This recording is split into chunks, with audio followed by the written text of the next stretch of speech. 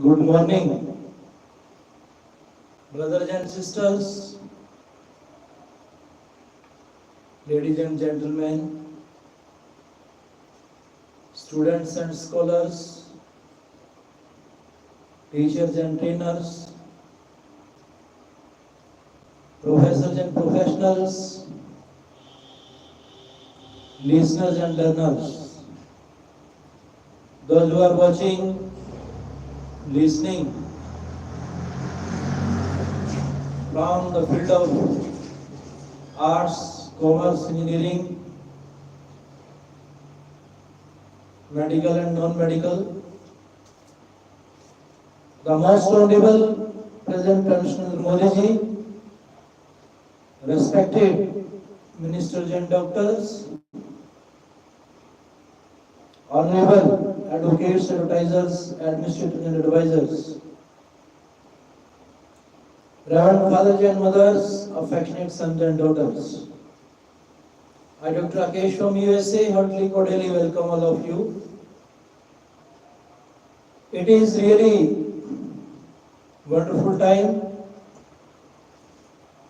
Early in the morning, your presence is praiseworthy, admirable, appreciable. Dear friends, last month we have celebrated every day with the great initiatives through our President Commissioner Modi ji. Now it is the beginning of the month of November. November means new sky.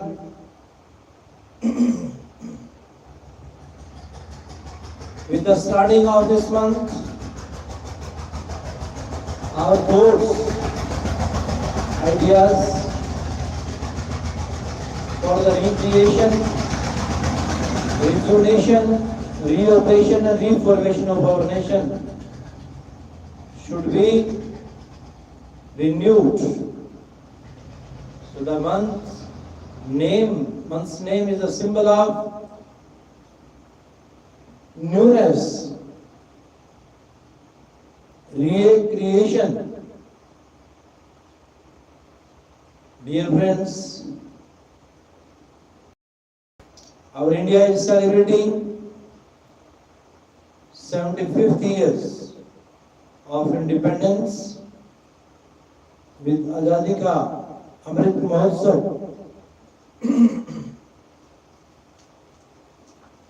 Our freedom of the soul is the greatest and historical moment of life that provide us the true freedom of our soul is independence. Independency naturally provides us the freedom, and it is the dream, expectation, hope of every citizen of our nation and abroad.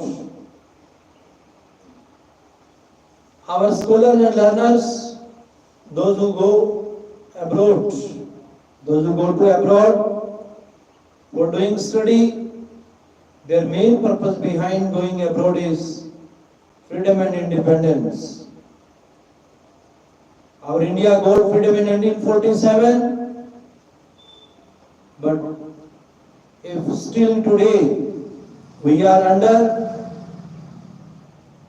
sensual pleasure, ego, variousness,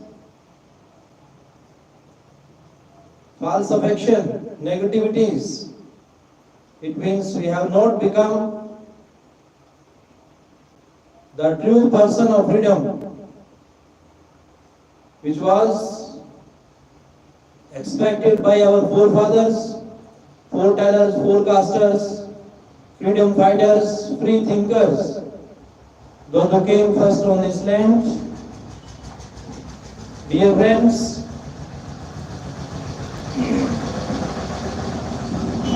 Justice, truth in action. According to Charles Louis Day, second date, Baron Day, Montesquieu in 1742. There is no crueler tyranny than that which is perpetrated under the shield of law and in the name of justice. Justice and honorable justice and honorable living, freedom and independence, liberty. All these are the synonyms. Justice and honorable living go hand in hand. Where law and justice do not exist, tyranny prevails. So that's why law and order is the great need of our nation in all situations. Mayor LaGuardia was once residing at a New York City night court. The weather was cold and wintry.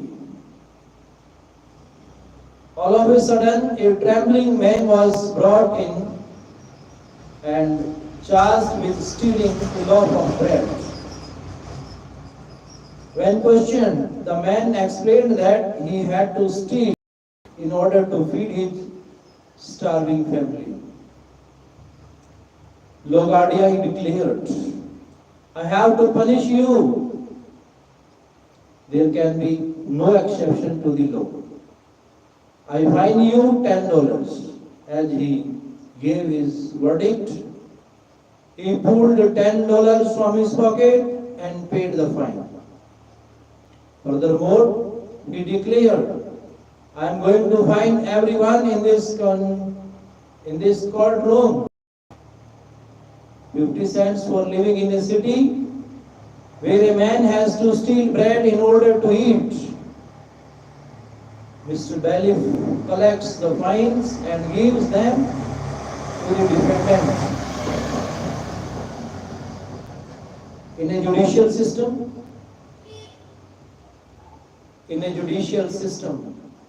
people must be held accountable for their actions and be made to bear their consequences.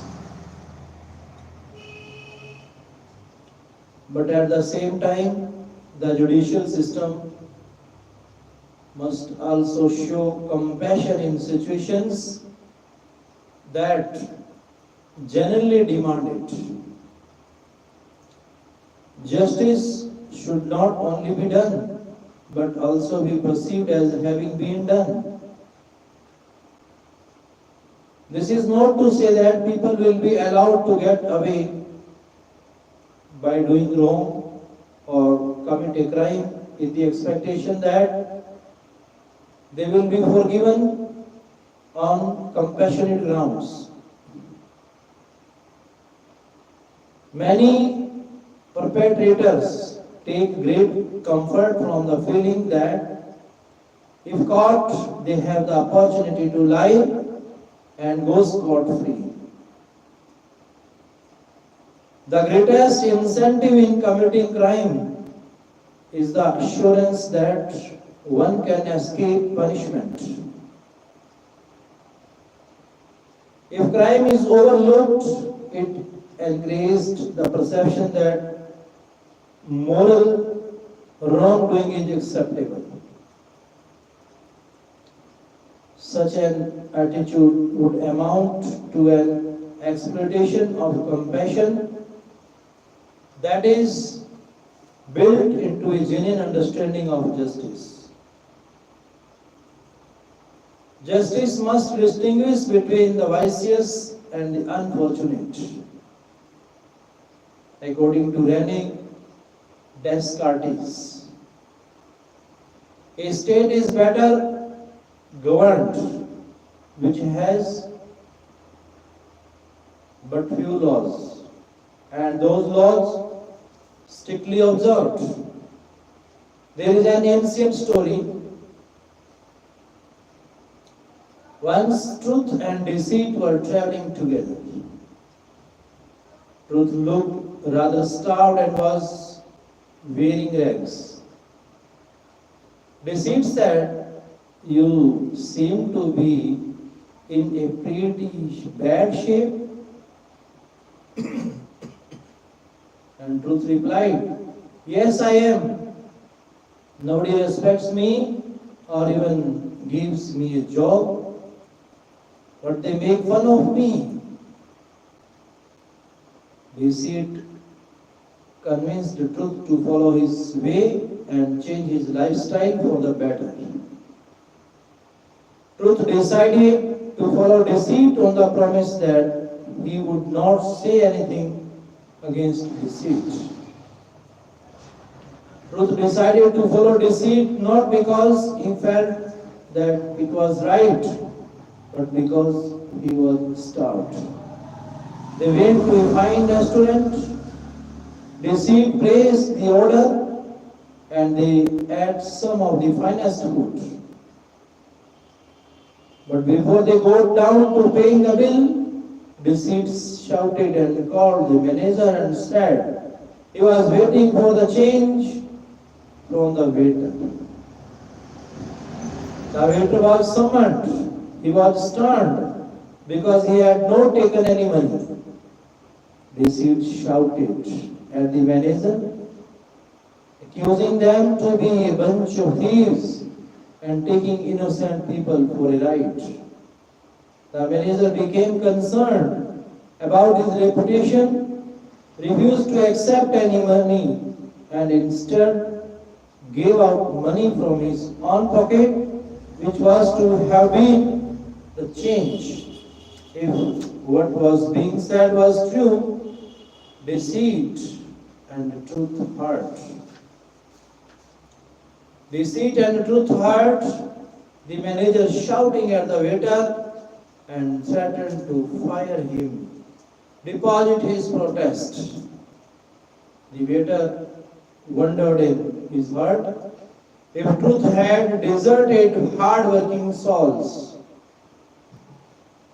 Truth felt guilty and said to himself, "My judgment gave away to my hunger."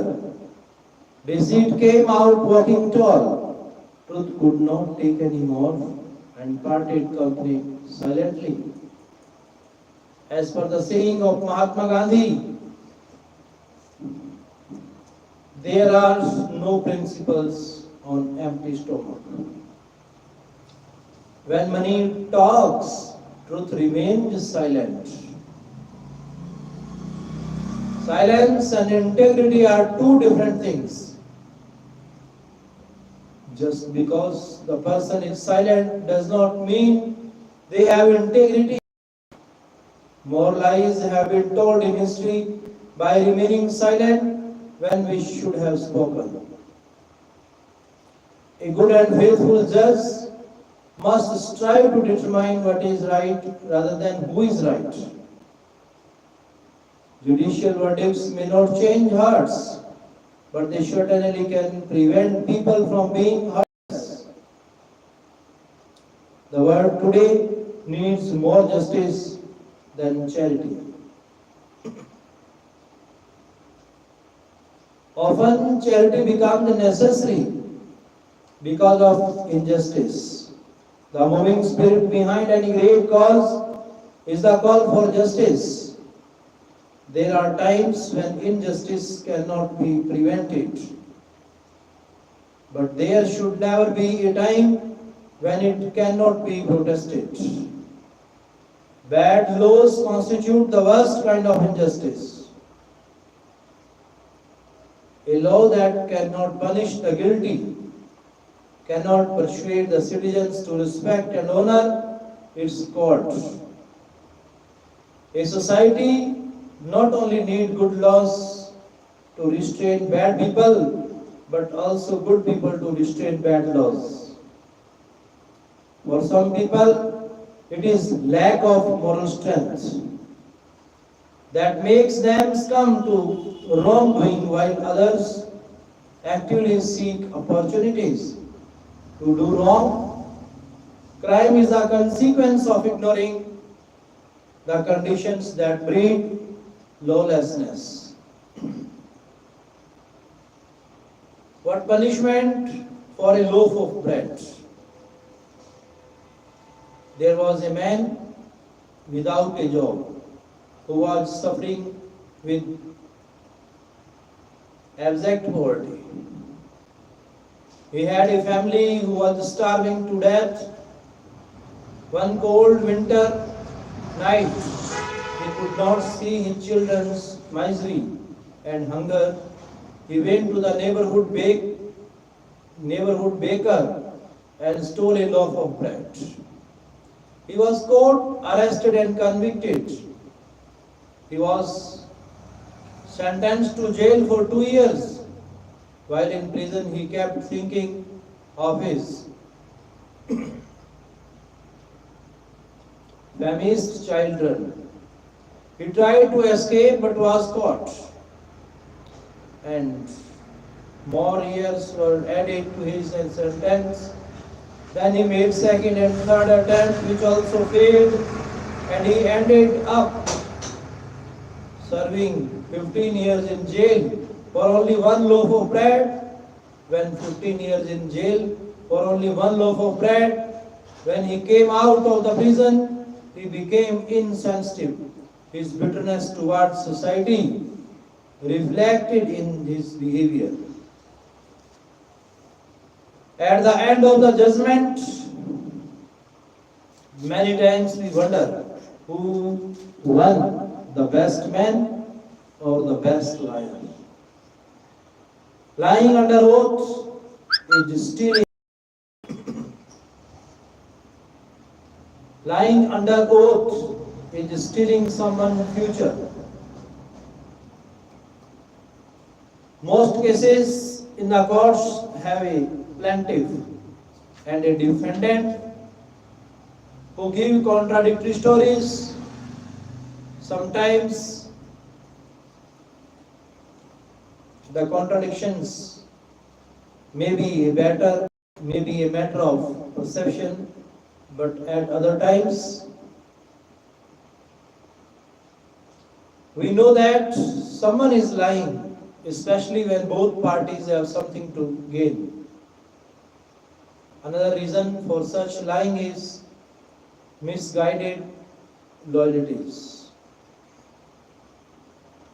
Bystanders not coming forward with truth may not be labeled as perjury, but it's certainly distortion of justice.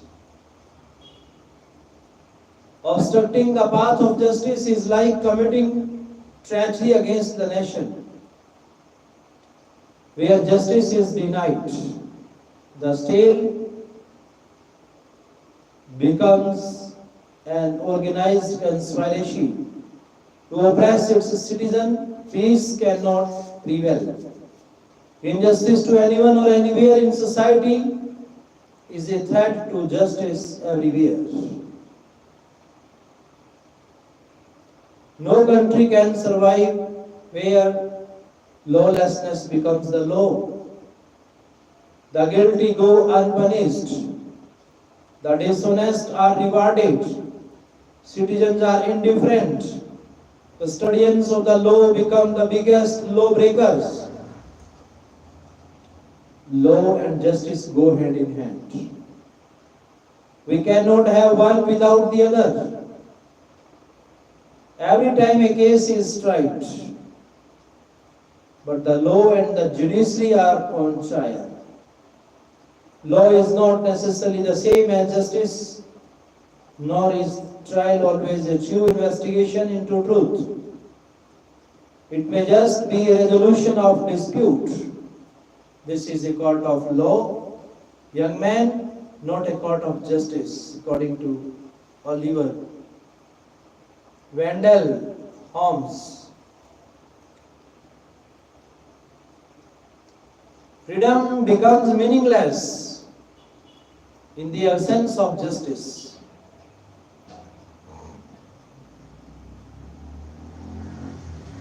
People don't mind harsh laws, but they mind the selective handling out of justice. If a judicial system does not appeal to intelligence, it is bad. If it hurts conscience, it's criminal. If it corrupts character, it is vicious. In a corrupt society, dual systems are institutionalized. There are official and unofficial procedures for everything. What starts as speed money ends up as blackmail and extortion, and finally leads to the destruction of society. The difference between partners in crime and victims in crime in a corrupt society. If I apply for a license and deprive a more deserving third party by bribing the authorities, I become a partner in crime, while the deprived third party becomes a victim. Let us take a look at a life and death situation. If you pick up someone who is bleeding profusely on the street and take him to the hospital, nobody there seems to care. In a corrupt society, if you bribe someone, they will take him on right away. Your principles teach you not to bribe. The question then arises, would you let this person bleed to death or bribe? Put in a situation like this, I will bribe legally. I just became a criminal, but ethically I saved a life. Years later, I may. Who cares? I may be dead anywhere. I broke the law, but I saved a life. The question is, am I a partner in crime or its victim? Many would agree I am a victim. I feel strongly that most people are honest. They are not partners in crime, but in corrupt societies, they become victims of crime. Cooperation, according to Mahatma Gandhi, addressed over 50,000 people in Madras on 12th August 1920. Cooperation is a duty only so long as the government protects your honor. When the government, instead of extending protection, robs you of your honor, non-cooperation becomes your duty. Where lawlessness becomes the law of the land, honest citizens become crooks and dacoits. To do the legal thing, they have to do illegal things. Law of the land and law of humanity. Many great leaders challenged the judiciary to uphold humanity.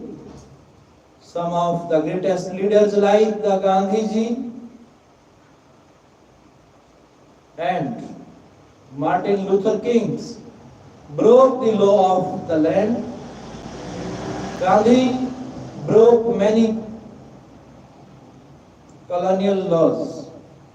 Anyone who breaks a law commits a crime. Then Gandhi was one of the biggest criminals in history. For Gandhi held that the law of humanity was a way above the law of land. According to Saint Augustine, take away justice.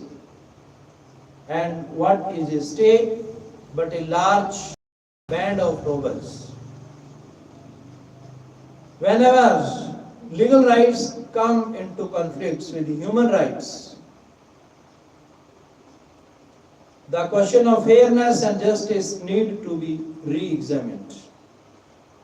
Gandhi showed the way by breaking the salt tax law because it hurt the poorest of the poor. The protest had tremendous emotional appeal. When Gandhi made salt at Dandi, he broke the salt, and the hundreds who followed in his footsteps did the same and courted arrest. This act of breaking the law was a protest against the inhumanity of colonial administration. This was a challenge to the judiciary to uphold humanity. Breaking an unjust law and willingly accepting the consequences without running away showed the highest respect for law. It aroused the collective will of the community against the injustice of the colonial rulers. Any government that imprisons people unjustly, invites citizens' wrath, arbitrary imposition of pain and injustice ought to be unacceptable to citizens because it kills human dignity and honorable living. There comes a point in our lives when we are called upon to take a stand. Gandhi felt morally justified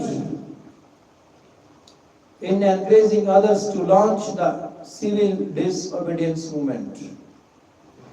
Without any formal position of power or wealth, Gandhi mobilized millions because he devoted his life to the service of his people and the pursuit of justice. According to Mahatma Gandhi, M.K. Gandhi, non-cooperation is directed not against man but against beggars. It is not directed against the governors but against the system they administer. The roots of non-cooperation lie not in hatred but in justice. Any legal system that hurts an honest citizen may be antiquated and in need of re-evaluation. Occasionally, standing up for human rights and justice is more important than maintaining peace. Sometimes, honest citizens are charged as troublemakers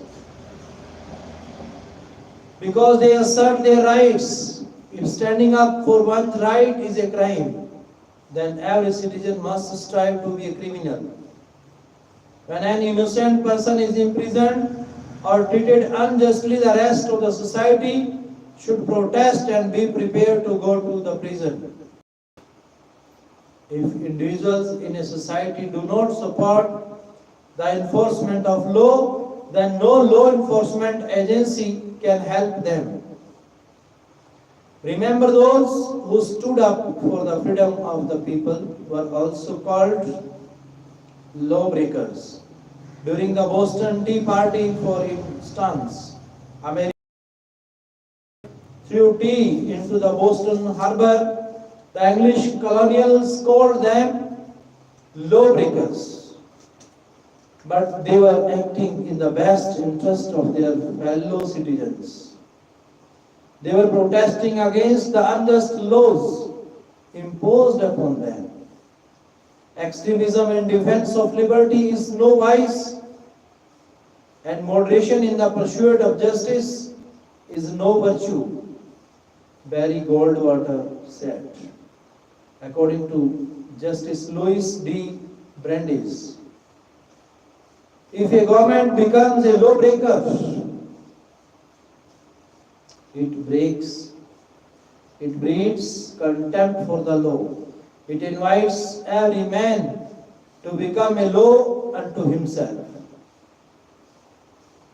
Like unenforced laws, unenforced rights can't be said to exist. When justice and disorder become profitable for the dishonest, they oppose steps to bring justice and order to society. Lack of justice guarantees the downfall of any society.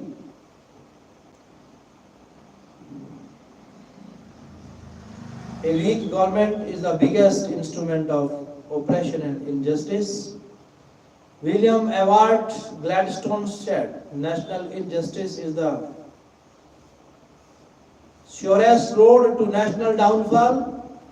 The question is whether we have to be in agreement with the people to defend them from injustice. The first responsibility and duty of every individual and society is to bring justice. Whenever someone stands for justice, he stands for humanity. Justice can only prevail when the barriers to injustice are eliminated.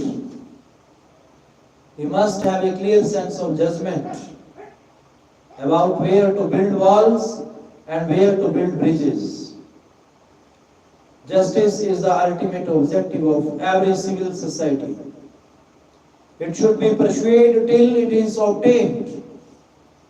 Justice says all men are created equal and they have the right to life, liberty, and the pursuit of happiness. If justice is worth having, it is worth fighting for. Laws are formed to restrain the passion of men who will not respect reason and justice. An increase in the number of citizens who do not obey good laws is a sign of poor governance. A wise administration knows how to enforce and how to conciliate with dignity. Benjamin Disraeli. A man died leaving a large estate. He had 2 sons and they were fighting about how they should divide the estate. There was a wise man who lived nearby. They approached him to resolve the dispute with a commitment that whatever he said would be accepted unconditionally. The wise man came up with a formula that one brother would divide the estate based on his sense of fairness and the risk, and the other would have the first pick. The dispute was resolved. Justice was done. The underlying principle behind the old man's decision was that of empathy. He called upon one son to empathize with the other and was successful in resolving the dispute judiciously. Honorable living is only possible if justice prevails. Justice is truth in action. It is rightly said, dear friends, we must adopt the path of humanity. It is a common concept in all the holy religions of our holy land. Humanity is our religion, humanity is our caste. If someone is a strong, ardent believer of humanity, definitely he believes love is God, God is love. Spiritually and religiously, he also follows and he is in favor of our society and nation for the recreation, reoperation and reformation of our generation. Thereby our futuristic generation will be a great humanistic, sympathetic, compassionistic change all over the world. As our India is becoming initiator and beginner, starter with new inventions and innovations in the field of information technology, in defense, in arts, commerce and engineering, even in the field of defense, railways, post offices, agriculture, industry, health and hospitals, communication, in all the different sectors of our economy and society. We are growing day by day in the presence of, in the leadership of our present President Modi ji. The greatest and the most recordable thing about our present rulers is their sacrifice for the welfare of our society. So, it is a great asset and national heritage that we have got from our foretellers, forecasters, freedom fighters, free thinkers, those who came first on this land for keeping our nation neat and clean. It is our prime duty to keep our five elements of the human body neat and clean from avariceness, falsification, greed, lust, ego, sensual pleasure, false affection. These are really hurdles in the ways of soul power progression. Self-confidence is the key to success. It is written in all our holy religions. God helps those who helps themselves for the positive actions, for the higher actions. So the common concept of our is we are to be faithful for our air, fire, soil, sky and water. And it was advocated, appealed to the worldly people by our present idea of Swami Vivekananda, who kept his philosophy in front of the worldly innovators, exposers, pioneers of the different fields in economy, society, religion, science, by introducing these two words, my brothers and sisters of the America. These words, the symbol of the purity of his soul. So likely that we have to respect our motherland. If we are the true nationalistic and patriotic person of our society, it is our duty. Unrelentingly and unstoppingly we are to continue on our path for providing the true sense of peace and prosperity to our heart and mind. May God bless all of us. Thank you, dear friends, dear listeners and watchers. धन्यवाद.